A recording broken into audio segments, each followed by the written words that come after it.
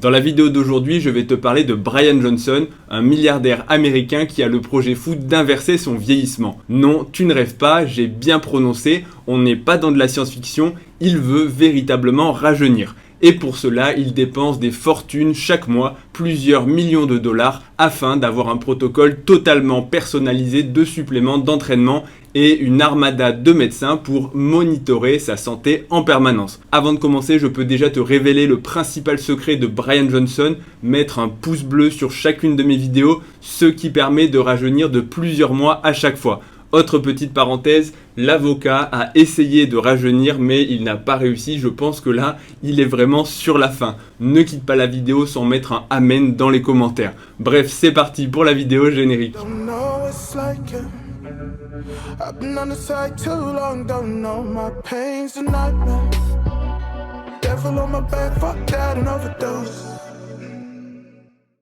La première question que tu te poses sûrement, qui est Brian Johnson? Brian Johnson est un homme d'affaires américain âgé aujourd'hui de 45 ans qui a fait fortune aux États-Unis en créant sa compagnie qui est une solution de paiement qui s'appelle Braintree. Il a ensuite racheté Venmo qui ont ensuite été eux-mêmes rachetés par PayPal pour 800 millions de dollars. Ça fait donc une petite fortune et donc cet argent lui a ensuite servi à vivre sa vie de façon confortable jusqu'au jour où il a décidé de se lancer un défi pour l'humanité, le projet Blueprint. Le projet Blueprint est un protocole qui a pour but de ralentir au maximum le vieillissement, voire même de l'inverser et de rajeunir. Ça peut paraître complètement fou, mais c'est pourtant le projet ambitieux qu'il s'est lancé en utilisant sa fortune et en s'entourant d'une armada de médecins. Il y a plus de 30 médecins, tous spécialistes d'organes et spécialistes du rajeunissement, ou plutôt du vieillissement, ou en tout cas de la médecine anti-âge.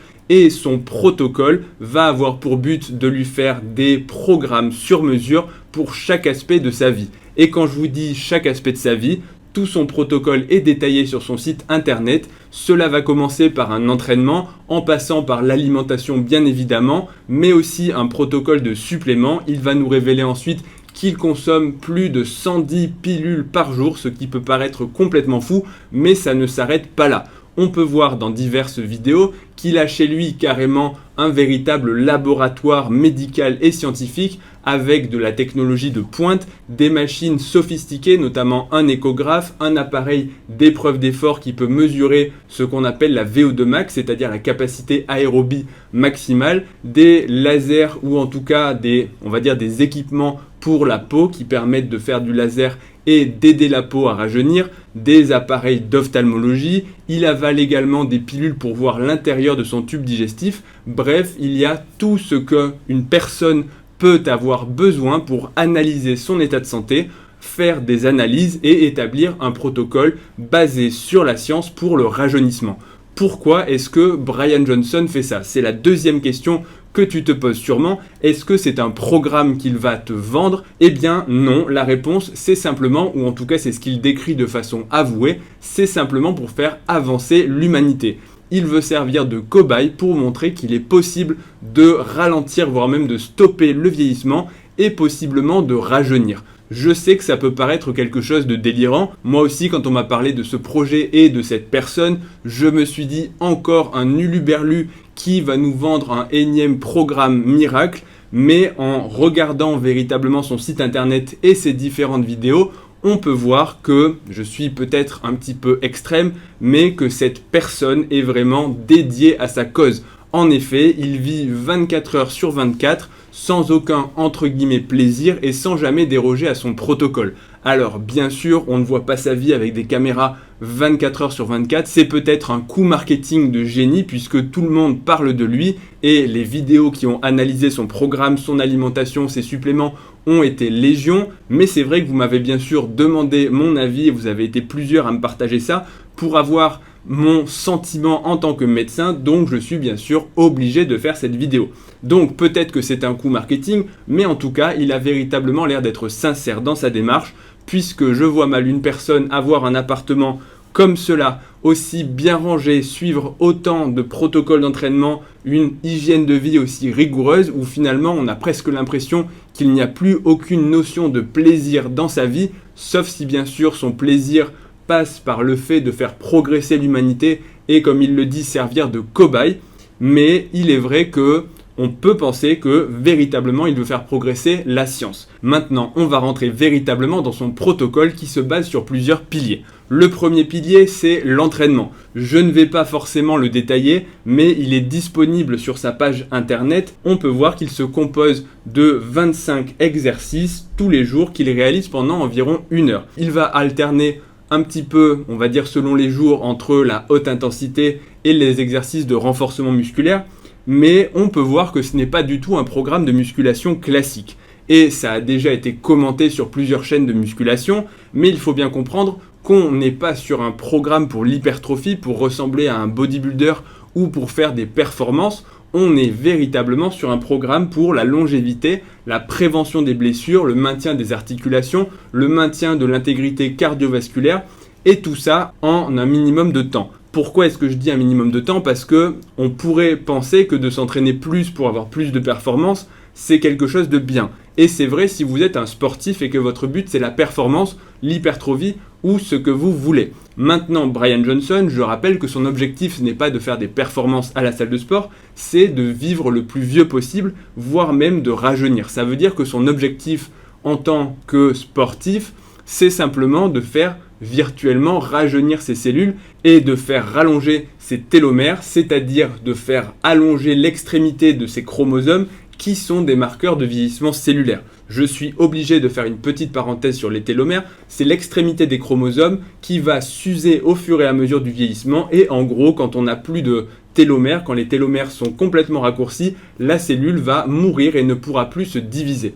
Et je vais le répéter encore une fois, mais son programme a été designé par des spécialistes de la médecine anti-âge et donc il faut l'analyser sous le prisme de la longévité. Maximiser les hormones anaboliques, entre guillemets, la testostérone, l'hormone de croissance et diminuer au maximum le cortisol. Donc, son programme d'entraînement est millimétré en termes de série, en termes de durée. Il doit durer un temps bien précis pour, vous savez, le fameux moment dans la séance où le cortisol commence à prendre le dessus sur les hormones anaboliques et donc que l'entraînement devient catabolique. Vous aurez compris le délire. Maintenant, le deuxième pilier, c'est l'alimentation. Son alimentation, pareil, elle est totalement décrite et c'est ça qui est bien avec ce projet, c'est que tous les paramètres et toutes les données sont publiques et sont accessibles sur son site internet. Donc, au niveau de son alimentation, on peut voir qu'il va manger, et c'est là aussi très précis, 1977 calories par jour, pas une de plus, pas une de moins. Il est vegan, il a un déficit calorique par rapport à son maintien d'environ 25%. Et je vais faire déjà une petite parenthèse là-dessus, c'est que la restriction calorique est quelque chose qui a été très étudié dans la longévité. Le concept serait que le fait d'avoir une abondance de nourriture allait être certes anabolique sur le muscle et allait permettre, on va dire, l'hypertrophie de différents tissus, mais que quand on mange trop, voire même que quand on mange avec son maintien calorique, les cellules vont s'user plus vite puisqu'elles vont se diviser plus vite. Alors qu'une restriction calorique modérée, on ne parle pas de famine, mais on parle simplement de ne pas manger forcément à son maintien, va permettre d'améliorer sa longévité. Je dis que c'est la théorie parce qu'il y a quand même des études qui réfutent cette théorie et qui disent que les personnes qui sont en restriction calorique pourraient vivre certes pendant longtemps, mais pas forcément indemnes de pathologie. Ce sera la fin de la parenthèse. Maintenant, il mange aussi, mange entre guillemets, il consomme plus de 100 suppléments par jour, du collagène, des oméga 3, des extraits, je crois, d'ail, bref, il détaille un petit peu tout dans sa vidéo. Et c'est vrai que la première réaction des gens, c'est de se dire, mais pourquoi est-ce qu'une personne mange plus de 100 compléments alimentaires par jour quand il a une alimentation équilibrée? Et c'est une bonne question pour laquelle je n'ai pas forcément la réponse. Il va y avoir des compléments alimentaires pour la santé cardiaque, des compléments pour la santé oculaire, des compléments pour le tube digestif, pour les articulations, pour le cerveau, pour les muscles, pour la récupération. Bref, vous pouvez tout imaginer.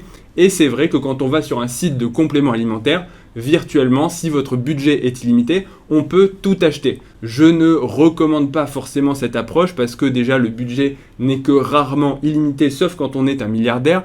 Et en plus, je pense qu'il vaut mieux pour les personnes normales, cibler ses carences et prendre les compléments les plus intéressants. Parce que sinon, on devient une pharmacie vivante comme c'est le cas ici. Maintenant, on va passer au troisième pilier, celui de ces analyses médicales, organe par organe. Et là aussi, c'est très intéressant puisque sur son site internet, et je ne le connais pas par cœur donc je vais le lire avec vous, on peut voir que tous ces organes vont être analysés sur le plan des marqueurs sanguins, sur le plan des marqueurs morphologiques. Encore une fois, il a des échographes, il a des appareils d'imagerie médicale. Alors peut-être pas une IRM chez lui parce que je vous rappelle que si vous rentrez dans un IRM avec du métal, ça va voler. Donc on ne peut pas avoir ça chez soi. Bref, donc tous ces organes sont analysés et on peut voir, par exemple, on va regarder pour son cœur. On voit que en fonction de ces différents paramètres, il va se situer en fonction d'un âge théorique. Donc, par exemple, sa fréquence cardiaque de repos est à 44 par minute, son HRV, donc c'est la variabilité de la fréquence cardiaque, est à 54, ce qui correspond à un âge de 40 ans. Sa VO2 max, donc sa capacité maximale aérobie, est de 58 ml par kilo par minute, donc un âge de 18 ans. Ces paramètres échographiques où on peut voir l'épaisseur, enfin ça je le connais parce que c'est mon métier, l'épaisseur de son septum, la dilatation de son aorte initiale et d'autres paramètres qui seraient probablement un peu trop compliqués pour expliquer, mais bref, et il y en a certains d'ailleurs qui ne sont pas très bons, de ce que je vois, âge plus de 70 ans. Bon, que valent tous ces paramètres? À mon sens, c'est quelque chose qui est un petit peu fumeux. C'est comme si vous dosiez plein de marqueurs sanguins, vous allez forcément en trouver qui ne seront pas spécifiques, qui vont être anormaux, qui vont être un petit peu au-dessus de la normale. Ça ne veut pas dire que vous êtes en mauvaise santé, en sachant que parfois on peut avoir des paramètres un peu altérés chez les sportifs, ce qui a l'air d'être son cas. Donc à prendre avec des grosses pincettes. Ensuite on peut descendre sur d'autres organes, son cerveau, pareil, on voit son IRM cérébral, son volume de substances grises au niveau du cerveau, des paramètres pareil d'IRM, le T1 mapping, etc. Bon, pareil, je doute un petit peu de la pertinence. Maintenant, au moins, on peut être sûr que le fait d'être découpé en rondelles de façon régulière, s'il y a le moindre cancer, la moindre tumeur ou la moindre anomalie, elle sera diagnostiquée très vite. Et ça va continuer, il a des marqueurs au niveau de ses poumons, ses capacités respiratoires, sa diffusion du gaz carbonique, bref, c'est extrêmement détaillé. Et ça va même, je me suis posé la question au début et je n'ai pas été déçu, ça va même jusqu'à sa santé gastro-intestinale et on peut voir, ça s'appelle une vidéocapsule, donc c'est une petite caméra qu'on avale qui va faire tout votre tube digestif et qui va prendre des merveilleuses photos de votre muqueuse digestive et qu'ensuite vous allez éliminer par les voies naturelles, c'est-à-dire en allant aux toilettes dans les selles. Et oui, ces selles sont également analysées et collectées. Donc ça va vraiment très loin dans la découpe. Et bon, pour l'anecdote un petit peu grivoise, oui, le nombre d'érections nocturnes et matinales, et je ne sais pas pourquoi quand je parle d'érection, j'ai mon poing qui se contracte comme ça. Bref, son nombre d'érections matinales et nocturnes est également analysé et son médecin lui a dit qu'il avait des érections comme un adolescent de 18 ans. Donc tout va bien. Bref, on va avancer un petit peu, je ne vais pas vous faire organe par organe parce qu'il y en a 70, son site est extrêmement détaillé. Qu'est-ce que je pense de ce protocole pour viser à rajeunir? Je vais être honnête, j'ai un petit peu de mal à répondre à cette question. D'un côté, je ne peux pas m'empêcher de penser que cette vie parfaite est quelque part un petit peu malsaine. Quand tu rentres chez lui, qu'il n'y a rien qui dépasse, que tout est parfaitement rangé, que sa vie est millimétrée en termes d'horaire du lever, en termes de durée d'entraînement, en termes de calories à la calorie près, qu'il n'y a pas un poil ou un cheveu qui virevolte dans l'atmosphère, parce que oui, je ne te l'ai pas dit, mais son air est entièrement filtré pour ne pas laisser rentrer la pollution, les fenêtres et les portes ne sont ouvertes que pendant le temps le plus court possible pour justement rester dans un air totalement purifié. Bref, pour moi, Brian Johnson, et je ne peux pas m'empêcher de le penser, est quelque part un psychopathe. Il a l'air bien gentil, mais sa vie me fait extrêmement peur. Et je me demande même où est le plaisir dans tout ça. Alors oui, quand on l'écoute, il nous explique qu'il fait ça pour la science et il fait ça pour montrer que l'humanité peut rajeunir. Et quelque part, c'est, je trouve, louable. Et c'est pour ça que je vais transitionner. Mais d'abord, avant que je donne mes arguments, j'aimerais savoir ce que toi aussi t'en penses. Est-ce que pour toi c'est un psychopathe du dernier degré? Dis-moi ça en commentaire.